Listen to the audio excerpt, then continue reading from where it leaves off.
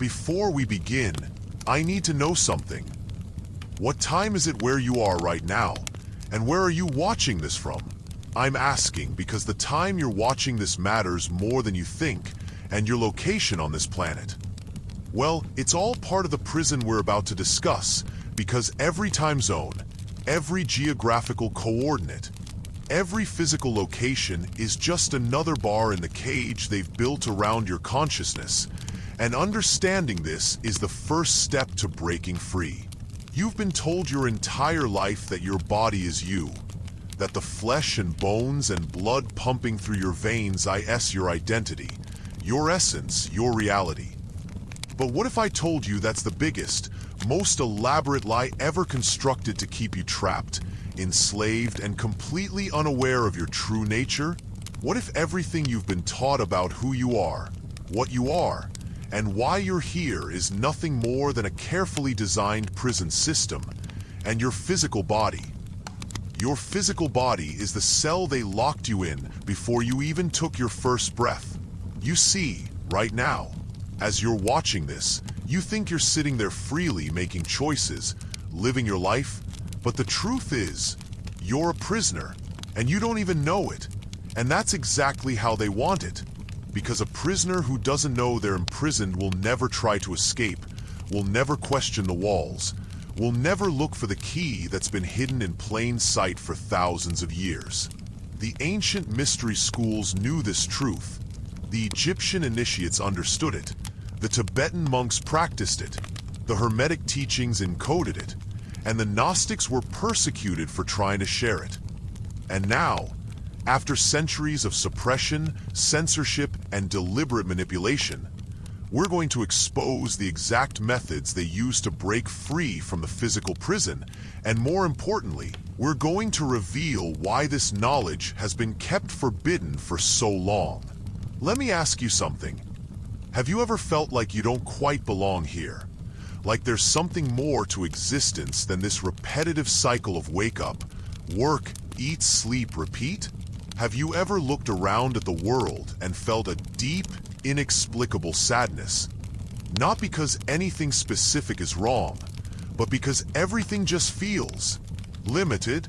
That feeling, that deep intuitive knowing that something is off about this reality. That's not depression, that's not anxiety. That's your soul remembering what it's like to be free. That's your consciousness pressing against the walls of its physical cage. That's the part of you that exists beyond the body, trying desperately to remind you of what you really are. You see, before you were born into this physical form, before you took your first breath in this dense, heavy, three-dimensional reality, you existed as pure consciousness, unlimited, unbounded, able to travel through dimensions, able to experience all of existence simultaneously, able to create an uncreate reality with nothing but focused intention.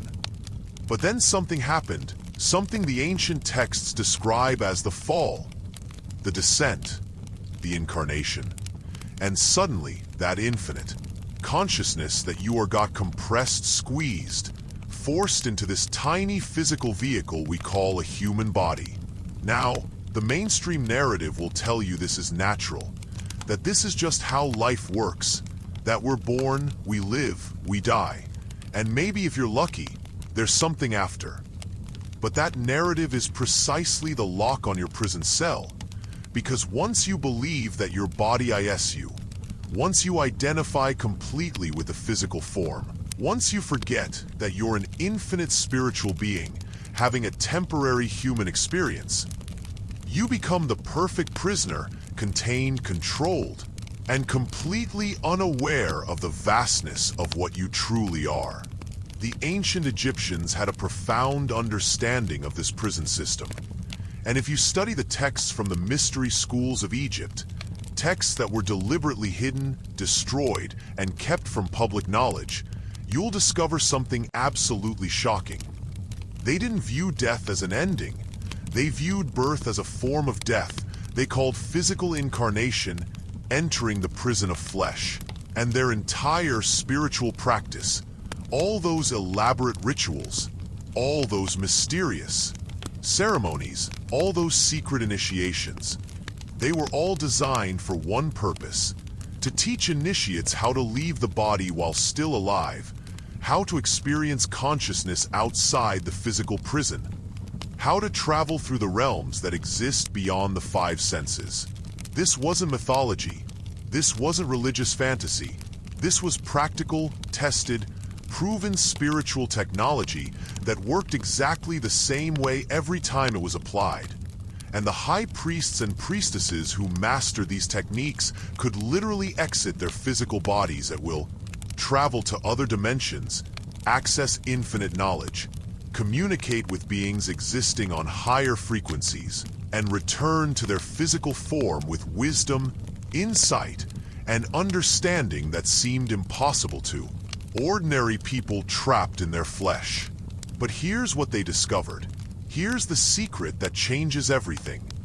They realized that the body isn't just a neutral container for consciousness. It's specifically designed to limit, restrict, and dampen your awareness. It's built with biological mechanisms that keep you focused on survival, on physical needs, on material concerns, and every single system in your body, from your digestive system to your nervous system to your endocrine system, is calibrated to keep your consciousness anchored in the physical dimension, to prevent you from remembering who you really are, to stop you from accessing the full spectrum of your spiritual abilities.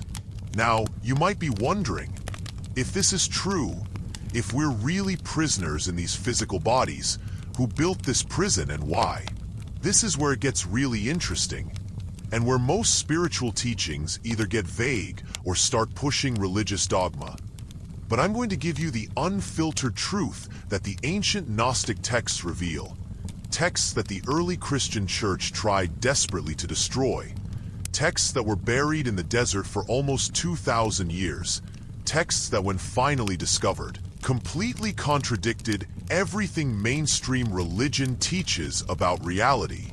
The Gnostics taught that this physical world, this material dimension, was created by what they called the demiurge, a false god, an entity that's not the true source of all creation, but rather a kind of cosmic architect that built this physical prison specifically to harvest energy from souls, to keep consciousness trapped in the reincarnation cycle, to create an endless loop of birth, suffering, death, and rebirth that feeds this entity and the archonic forces that serve it.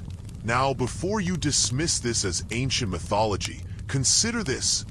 Quantum physics has now proven that consciousness is the primary reality and that matter is simply condensed energy. That observation literally creates reality. That the physical world only exists in definite form when it's being observed by consciousness. Which means the ancient Gnostics were right. Consciousness is primary, the physical world is secondary. And if you can learn to shift your consciousness, if you can learn to detach from the physical prison, you can literally exit the system entirely. The Tibetan monks understood this prison dynamic from a completely different angle, and their practices, particularly the advanced teachings on Phawa and dream yoga, are specifically designed to train consciousness to operate independently of the physical body. In the monasteries hidden in the mountains of Tibet, monks spend decades learning to maintain full awareness while the body sleeps, learning to consciously die and return, learning to project their consciousness into other dimensions. And what they discovered through thousands of years of direct experiential practice is that the body operates like a frequency dampener, like a filter that restricts the infinite consciousness of your true self into a narrow bandwidth of perception that we call physical reality. Think about your radio for a moment. Your radio can theoretically access hundreds of different frequencies, hundreds of different stations, but when you tune it to one specific frequency, that's all you hear. All the other frequencies are still broadcasting, still existing, but you can't perceive them because your radio is locked onto one specific channel. Your body works exactly the same way. There are infinite dimensions, infinite realities, infinite frequencies of existence all around you right now. But your physical senses, your biological hardware, is locked onto this frequency, this dimension. And as long as you remain identified with the body, as long as you believe the body's perceptions are the only reality, you remain trapped on this one channel, this one frequency, completely unaware of the vast, multidimensional existence that's available to you. But here's the secret. Here's the key that unlocks the prison. You are not your body. You are the awareness experiencing the body. You are the consciousness that's looking through the eyes, not the eyes themselves.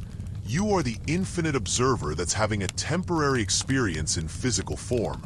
And once you truly understand this distinction, once you experientially realize that you are the awareness, not the flesh, the prison walls begin to dissolve, the limitations begin to fade, and you start to access abilities, perceptions, and experiences that the trapped, body-identified consciousness can't even imagine. The ancient Hermetic texts, particularly the Emerald Tablet and the Corpus Hermeticum, explain this perfectly when they teach, as above, so below, as within, so without. Because what they're really saying is that your consciousness exists on multiple levels simultaneously. There's the physical you sitting here watching this. There's the energetic you that exists in the astral plane. There's the mental you that exists in the realm of pure thought. There's the causal you that exists in the realm of pure potential. And there's the absolute you, the true you, that exists beyond all form, beyond all limitation, as pure infinite consciousness itself. The prison only exists on the physical level, and the only reason it has power over you is because you've been conditioned, programmed, hypnotized into believing that the physical level is all there is, that your body is your identity, that when the body dies, you die. But that's the lie, that's the lock, that's the mechanism of imprisonment. Every single night when you fall asleep, something absolutely extraordinary happens that most people completely miss, completely ignore, completely fail to recognize as the proof of everything I'm telling you. When you sleep, when your body shuts down, when your physical senses go offline, when your muscles relax and your conscious mind releases its grip on physical reality, where do you go? You enter the dream state, right? But what is the dream state really? It's not just random neural firing. It's not just your brain processing information. It's your consciousness leaving the physical prison. It's your awareness temporarily breaking free from the body's limiting frequency and accessing other dimensions, other realities, other states of existence. This is why dreams can feel so real. Why time works differently in dreams. Why you can do impossible things in dreams. Why you can meet beings in dreams that don't exist in physical reality. Why you can access information in dreams that you have no conscious knowledge of. Because when you're dreaming, you're experiencing consciousness outside the prison. You're getting a glimpse of what you really are. You're remembering what it's like to exist without the limitations of the physical body. The ancient Egyptians knew this, which is why they called sleep the little death, and why they practiced elaborate dream rituals to maintain consciousness during sleep. And the Tibetan monks know this, which is why dream yoga is considered one of the most important practices for spiritual liberation. Because if you can learn to become conscious while dreaming, if you can learn to maintain awareness while the body is asleep, you've just discovered the secret to breaking free from the prison, while still alive. Now, let me tell you about the pineal gland, this tiny pine cone-shaped gland in the center of your brain that ancient mystics called the seat of the soul, the third eye, the gateway to higher dimensions. Modern science has discovered something absolutely fascinating about the pineal gland. It contains the same light-sensing cells that are in your physical eyes. It produces DMT naturally in your body, particularly during birth, death and deep meditation, and it's directly connected to your perception of reality, your sleep-wake cycles, and your spiritual experiences. But here's what they don't tell you. Here's what the ancient mystery schools understood about the pineal gland. It's the biological component that connects your physical body to your multidimensional consciousness. It's the antenna that can tune you out of the physical frequency and into higher dimensions. It's the key to unlocking the prison door from the inside. The problem is, modern life has been specifically designed to calcify your pineal gland, to shut down this gateway, to keep you locked in physical perception. Fluoride in the water supply calcifies the pineal gland. Processed foods calcify the pineal gland. Artificial lighting that disrupts your circadian rhythm damages the pineal gland. EMF radiation from phones, Wi-Fi, and electronics interferes with the pineal gland. This isn't accidental. This isn't coincidental. This is systematic suppression of your ability to access consciousness beyond the physical prison. And once you see it, once you recognize the pattern, you can't unsee it. The ancient practice of meditation, real meditation, not the watered-down mindfulness apps or the commercial stress reduction techniques, but the deep, transformative meditation practices taught in the mystery schools, in the Hindu ashrams, in the Buddhist monasteries, in the Taoist temples. These practices are specifically designed to decouple your consciousness from your physical body, to train your awareness to exist independently of physical sensation, to practice being the observer, rather than the observed. When you sit in meditation and you watch your thoughts without identifying with them, when you observe your body's sensations without reacting to them, when you witness your emotions without being controlled by them, you're practicing freedom. You're training yourself to be the awareness that exists beyond the physical prison. You're remembering that you are not the body, not the thoughts, not the emotions, but the consciousness that observes all of these things. This is why advanced meditators can sit for hours without moving, without discomfort, without the usual physical limitations that control ordinary people. They've learned to shift their identity from the body to the awareness. They've learned to experience themselves as consciousness rather than flesh. And when you make that shift, when you truly make that shift, the prison walls become transparent, the limitations become negotiable, and you start to access states of being that seem impossible to people who remain trapped in body identification. Let me tell you about astral projection, about out-of-body experiences, about the direct, experiential proof that you are not your body, that consciousness can and does exist independently of physical form.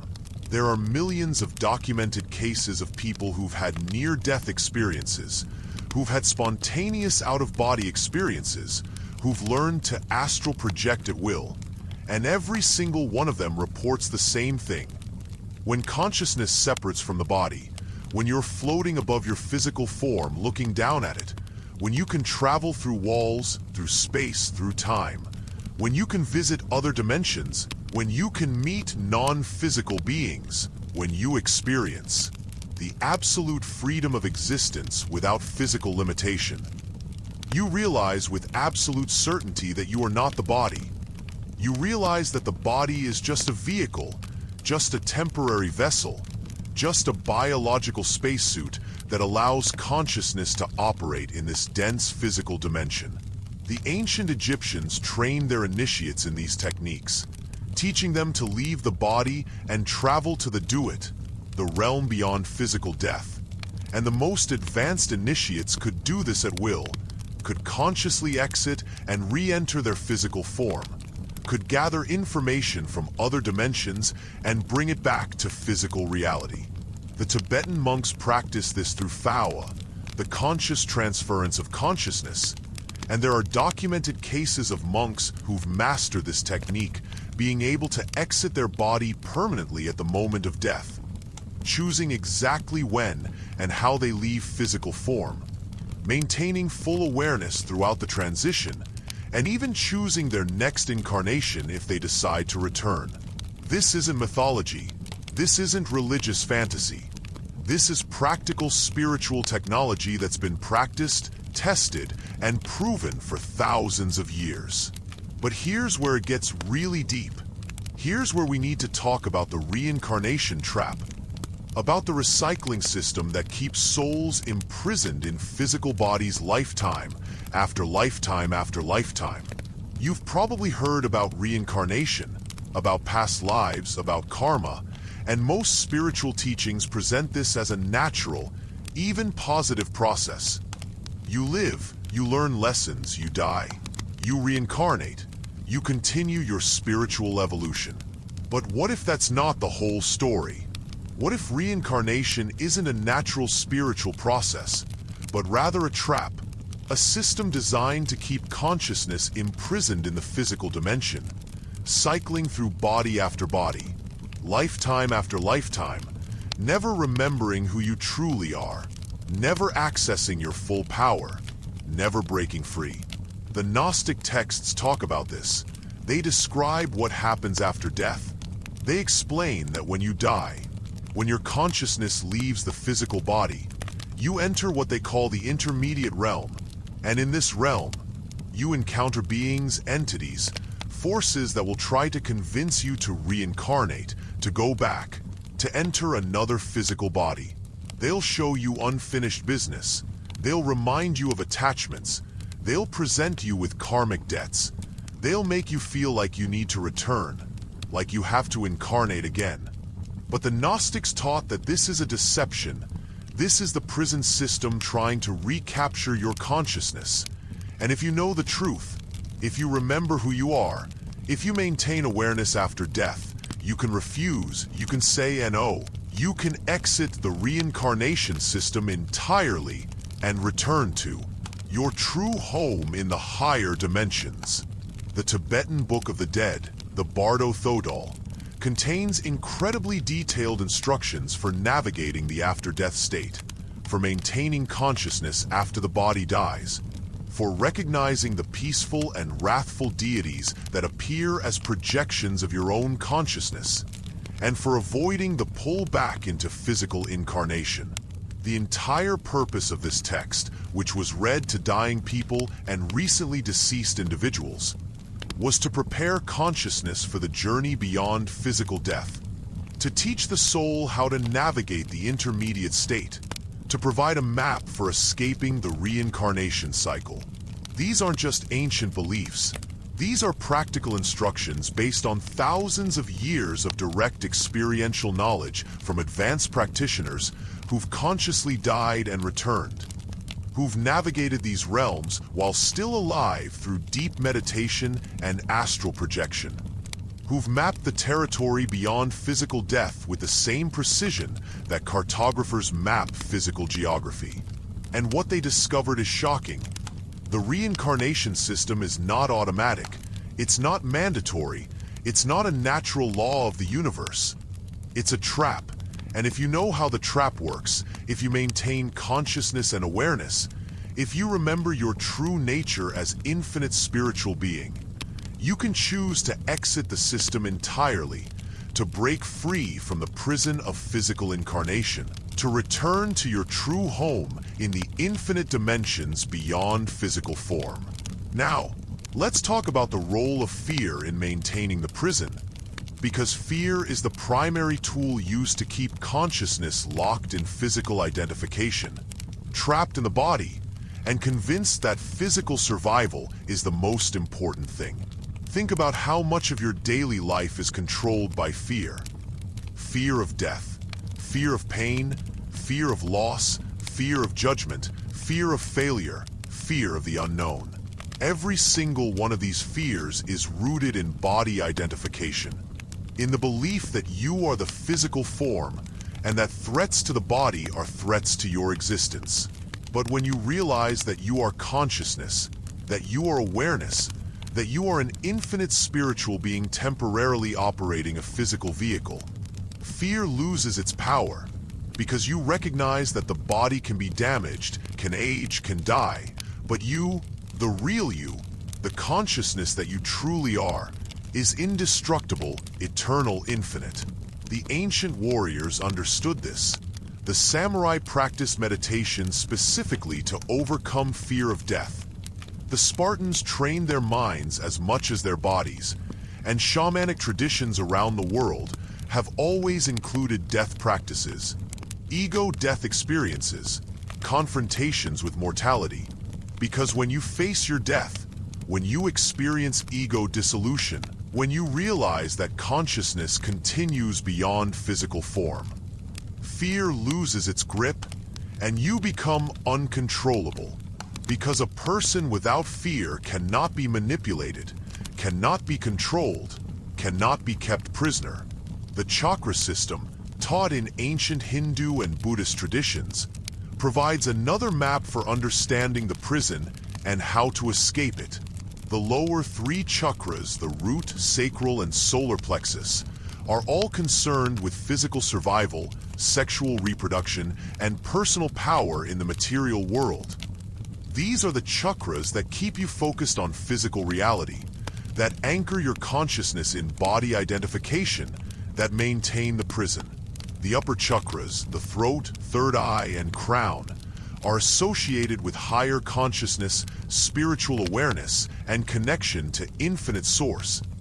These are the chakras that facilitate escape from the prison, that allow consciousness to expand beyond physical limitation, that open the gateway to higher dimensions. Most people live their entire lives with energy concentrated in the lower three chakras, completely focused on survival, sex, and power, never activating the higher centers, never accessing the spiritual capacities that would allow them to transcend physical limitation. This is by design. The entire structure of modern society is built to keep your energy locked in the lower chakras, to keep you focused on material concerns, to prevent you from activating the higher centers that would reveal the prison for what it is. But when you engage in spiritual practice, when you meditate, when you work with breath work, when you practice energy cultivation, when you direct your awareness upward through the chakra system, you literally begin to shift your consciousness out of the physical prison, activating capacities and perceptions that body-identified consciousness can't access. Breath work, particularly advanced practices like pranayama, holotropic breathing, and Wim Hof method, provides a direct, practical, immediate way to alter your consciousness and experience yourself beyond the physical body. When you control your breath in specific ways, when you hyperventilate, when you do breath retention, when you practice rhythmic breathing patterns, you're directly affecting your nervous system, altering your brain chemistry, changing your state of consciousness, and temporarily loosening the grip of body identification. This is why shamanic traditions use breath work, why yogis practice pranayama for hours daily, why modern researchers are rediscovering these ancient techniques and finding that they can produce profound altered states, mystical experiences, and even spontaneous out-of-body experiences. Your breath is the bridge between the physical body and consciousness. It's something you do both consciously and unconsciously. It's both voluntary and involuntary, and learning to master your breath gives you direct access to the control panel of consciousness itself. When you can consciously regulate your breath, you can consciously regulate your state. And when you can regulate your state, you can begin to choose whether to identify with the body or to identify with the awareness that transcends the body. The pineal gland activation practices, the decalcification protocols, the detoxification methods that clear the gateway between physical and spiritual consciousness. These are practical, actionable steps you can take right now to begin dismantling the prison from the inside. Remove fluoride from your water, either through distillation or reverse osmosis filtration. Eliminate processed foods, particularly those with synthetic additives that cross the blood-brain barrier. Spend time in darkness, complete darkness, which triggers the pineal gland to produce DMT naturally. Practice sun gazing safely during the first hour of sunrise or last hour of sunset, which activates the pineal through direct light stimulation. Take natural supplements that support pineal function and remove calcification. Things like chlorella, spirulina, raw cacao, and certain medicinal mushrooms. Reduce EMF exposure, particularly while sleeping, by turning off Wi-Fi, putting your phone in airplane mode, and creating a low EMF sleep environment. These aren't just health tips. These are prison-breaking protocols. These are the practical methods for restoring your biological gateway to higher consciousness, for reactivating the third eye, for opening the channel between your physical body and your multidimensional nature. Fasting, particularly extended water fasting, is another ancient practice that directly facilitates consciousness liberation from body identification. When you stop eating, when you give your body a break from constant digestion, when you enter a fasted state for days or even weeks, something profound happens to your consciousness. The body shifts into autophagy, literally eating its own damaged cells, clearing out toxins, regenerating on a cellular level, and as this physical purification occurs, consciousness begins to detach from body identification. The veil between physical and spiritual perception thins, and many people report profound spiritual experiences, mystical states, direct perception of higher dimensions, and even spontaneous astral projection during extended fasts. This is why every major spiritual tradition includes fasting as a core practice. Why Jesus fasted for 40 days in the desert. Why Buddha fasted before enlightenment. Why yogis practice regular fasting. Why shamans fast before vision quests. Why mystics throughout history have used fasting as a tool for spiritual awakening. Fasting is literally the practice of saying to the body, "You are not in charge, consciousness is in charge." It's the practice of demonstrating to yourself that you can exist, that you can thrive, that you can access higher states even when the body's normal demands are not being met. And this experiential proof that you are not the body is incredibly powerful for dissolving the prison of physical identification. Plant medicines, particularly the sacred entheogens used in shamanic traditions for thousands of years, provide another doorway out of the physical prison, another method for consciousness to experience itself beyond bodily limitation.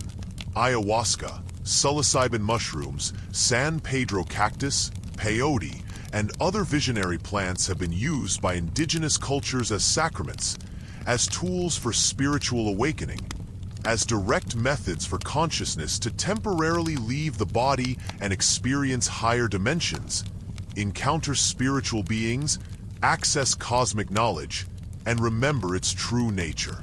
Modern research is now validating what these ancient cultures have always known. These substances don't just create hallucinations, they literally shift consciousness into different frequencies. They allow perception beyond the physical senses. They dissolve the ego structure that maintains body identification, and they can produce profound healing, lasting transformation, and genuine spiritual awakening. The entities that many people encounter during these experiences, the geometric patterns, the sense of traveling through dimensions, the downloads of cosmic information, the ego death and rebirth. These aren't just trips. These are real experiences of consciousness operating outside its physical prison. These are glimpses of what you truly are beyond the limitations of flesh and form. Shadow work, the psychological and spiritual practice of confronting, integrating, and healing the unconscious parts of yourself that you've denied, repressed, or hidden away, is absolutely essential for prison breaking, because the unhealed shadow creates attachments that keep you bound to physical incarnation, that maintain karmic patterns, that pull you back into the body lifetime after lifetime. When you do shadow work, when you face your trauma, when you integrate your pain, when you forgive yourself and others, when you release the shame, guilt, anger, and fear that you've been carrying, you're literally cutting the chains that bind your consciousness to the reincarnation cycle. You're releasing the attachments that the intermediate realm entities will use to convince you to incarnate again. You're clearing the karmic debris that keeps you trapped in patterns of suffering. This is deep work, uncomfortable work, work that most people avoid their entire lives, but it's absolutely necessary if you want to break free from the prison. Because you cannot take your shadow with you into the higher dimensions. You cannot carry unhealed trauma into the realms of pure consciousness. You cannot access your true nature while parts of yourself remain hidden, denied, and unintegrated. The power of now, the practice of present moment awareness that Eckhart Tolle and other modern teachers have popularized, is actually an ancient prison-breaking technique disguised as simple mindfulness. When you become fully present, when your consciousness is completely in the now with no mental energy in past or future, when you're not identified with your thoughts, not identified with your story, not identified with your history or your plans, what happens? The ego dissolves, time dissolves, body identification loosens, and you begin to experience yourself as pure awareness, as the consciousness that exists in the eternal now, as the witness that's always present regardless of what's happening in physical form. This is why all meditation traditions ultimately teach presence, why the Buddha taught mindfulness, why Ramana Maharshi taught self-inquiry, why every genuine path to liberation includes practices that bring consciousness fully into the present moment. Because the now is the only place where the prison doesn't exist. The now is the only time when you can experience yourself as infinite consciousness rather than limited form. The now is the doorway to freedom. Let's talk about death, about what really happens when the physical body stops functioning, when the heart stops beating, when the brain ceases activity, when the breath stops flowing. Everything you've been taught about death is designed to make you fear it, to make you see it as an ending, as a tragedy, as something to avoid at all costs. But death is not an ending. Death is a liberation. Death is the moment when consciousness is released from its physical prison, when the soul exits the body and remembers what it truly is. The near-death experience research, studies conducted by researchers like Raymond Moody, Pim van Lommel, and Bruce Grayson, consistently show that people who've died and been resuscitated report the same things. Consciousness continues after the body dies. Awareness expands dramatically. There's often a life review where you experience all the consequences of your actions. There's frequently an encounter with deceased loved ones or spiritual beings. There's usually a sense of profound peace and unconditional love. And almost everyone reports that they were told or shown that they had to return to their body, that their time wasn't finished. What this research proves, what thousands of documented cases demonstrate beyond any doubt, is that consciousness does not depend on the brain. Awareness does not end when the body dies, and the physical form is indeed a prison that consciousness is released from at the moment of death. But here's the crucial part. Here's what the ancient mystery schools taught about death that changes everything. If you can learn to consciously die while still alive, if you can learn to exit the body and maintain full awareness, if you can practice the death transition repeatedly through meditation, astral projection, and ego death experiences, then when physical death finally comes, when the body can no longer function, you will navigate the transition with full consciousness. You will recognize the intermediate state for what it is. You will remember your true nature, and you will not fall into the reincarnation trap. You will not be deceived into incarnating again. You will be free to return to your true home in the infinite dimensions beyond physical form. This is why the Egyptians called their spiritual practices death before dying. This is why the Tibetan monks practice vow. This is why enlightened masters have always taught that awakening is a form of death, the death of the ego, the death of body identification, the death of the false self, so that the true self, the infinite consciousness that you really are, can be recognized, remembered, and lived from even while still in physical form. The matrix, the simulation, the holographic nature of physical reality that quantum physics is now proving. This understanding that the material world is not solid, not primary, not ultimately real, but rather a projection of consciousness, a kind of collective dream, a construct that seems real only because we've agreed to perceive it that way. This understanding is absolutely essential for prison breaking, because once you recognize that physical reality is not actual reality, that it's a kind of virtual reality game, a training ground, a school, a prison depending on your level of awareness, then you can begin to manipulate it, to consciously create within it, to operate by different rules, because you recognize that the rules themselves are not fixed laws of nature, but rather agreements of consciousness that can be changed, transcended, or completely rewritten when you understand how the system works. The mystics have always known this. The magicians and shamans have always practiced this. And now modern physics is proving what ancient wisdom has taught for millennia.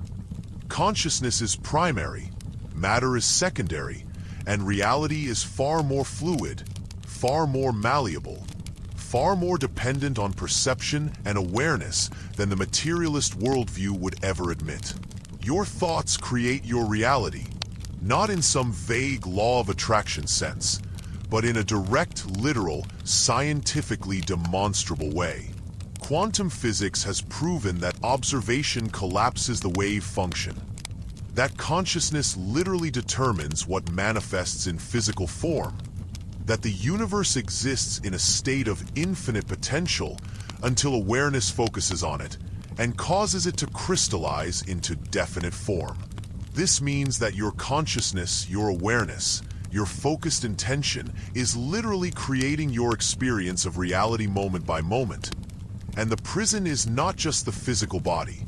It's also the beliefs you hold about reality, the limitations you accept as true, the boundaries you assume are fixed. When you change your consciousness, when you change your beliefs, when you change what you accept as possible, you literally change your experience of reality.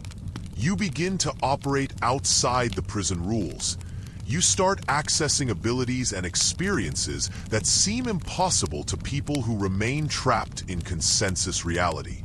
This is how miracles happen. This is how spontaneous healings occur. This is how advanced yogis can control their body temperature and heart rate. This is how shamans can journey to other worlds. This is how mystics can transcend physical limitation. They've recognized that the prison is not ultimately real, that it only has power because we believe in it. And when you stop believing in the limitations, when you recognize your true nature as infinite creative consciousness, the walls of the prison become transparent and you can walk right through them. So here's what you need to understand. Here's what I need you to really hear and integrate and know in the depths of your being. You are not your body. You are not your thoughts. You are not your emotions. You are not your personality. You are not your history. You are not your name. You are not your identity in this physical world. You are consciousness itself. You are awareness itself.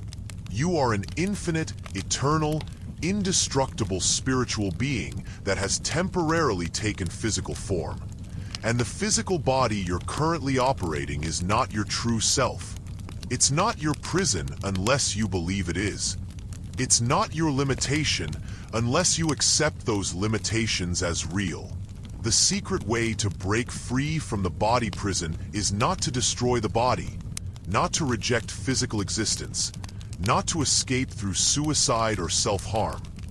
The secret is to wake up within the dream, to recognize the prison while still in it, to maintain awareness of your true nature while still operating the physical vehicle, to live in the physical world without being imprisoned by it, to use the body as a tool, as a vehicle, as a temporary spacesuit for exploring this dimension while never forgetting that you are the astronaut, not the suit. The practical steps for liberation. The actual methods you can implement starting today to begin dissolving the prison walls include daily meditation practice to train yourself as the observer of the body rather than identifying as the body. Breathwork practices to directly alter your state of consciousness and access non-physical awareness. Pineal gland activation and decalcification to restore your biological gateway to higher dimensions. Shadow work and emotional healing to release the attachments that bind you to the reincarnation cycle. Fasting practices to experientially prove that you are not the body's needs and demands. Dream yoga to maintain consciousness while the body sleeps. Astral projection practice to directly experience yourself outside the physical form. Presence practices to dissolve ego and time and body identification in the eternal now. Energy work to activate the higher chakras and shift consciousness upward. Nature immersion to reconnect with the natural. Rhythms that the prison system has disconnected you from. And sacred plant medicine ceremonies when appropriate and legal, and done with proper guidance to catalyze profound shifts in consciousness and perception of reality. But most importantly, you need to make a choice right now, in this moment, to no longer accept the prison as your reality, to no longer identify with the limitations of physical form, to remember who you truly are and to begin the journey of breaking free. The ancient knowledge is no longer forbidden. The keys to the prison are in your hands, and the only question that remains is, will you use them? If this video resonated with you, if something deep inside recognized the truth of what we've discussed today, then you're already beginning to wake up. You're already starting to remember. The journey of liberation is not easy. It requires dedication, practice, and unwavering commitment to truth. But it is possible, and the rewards are infinite freedom, eternal consciousness, and the complete transcendence of all physical limitation. Share this knowledge with those who are ready to hear it. Practice the techniques we've discussed, and most importantly, never forget, you are not the prisoner. You are the infinite consciousness that's simply visiting the prison, and the door has always been unlocked from the inside. Until next time, stay conscious, stay free, and remember who you truly are.